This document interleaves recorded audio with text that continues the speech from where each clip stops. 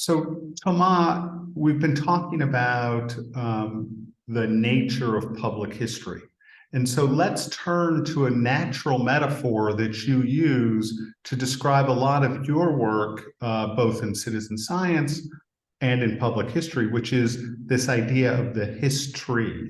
Could you tell us about this? And I'll have in the course a photograph of the tree so that students can see it. It's actually right over there on the wall, but I'll have a closer view. Yes, Mark. The idea of looking for a definition is not new, actually. I mean, we've been discussing about what public history means for years, for decades. But when I teach public history, I'm very often looking for an image, something or a project, something that can tell students, oh, okay, I see what it is.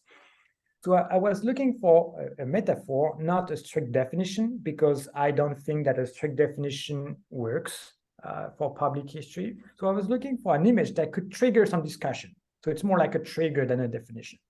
And we have seen different metaphors about public history, like the umbrella or the archipelago, coming from this Italian historian. So I was looking for something that tells people that history is broader than simply interpreting sources, right?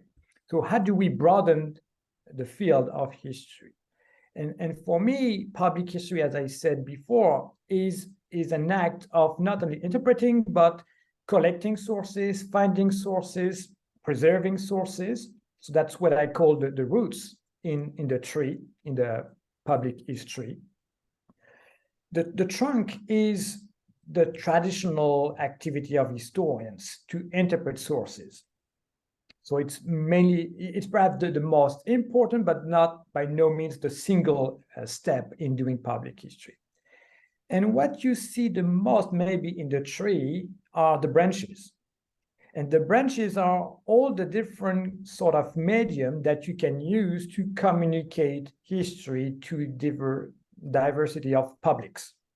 So obviously it can be written, so it could be a book, could be an article, but it could be a comics, it could be an exhibition, it could be a podcast, it could be a guided tour, it could be an oral history, it could be whatever you want. And the more diverse your mediums are, the broader your publics can be, right? So this is something very important in training. Students have to be able to use a variety of medium to communicate history to different publics.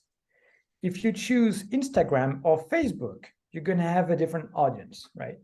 So it's not only about mastering a medium, it's also understanding how the medium impacts your research, your communication, and your audience. So I think the branches are something visible that tell student and other that, okay, I can use and I should use a variety of medium to be present in the public space.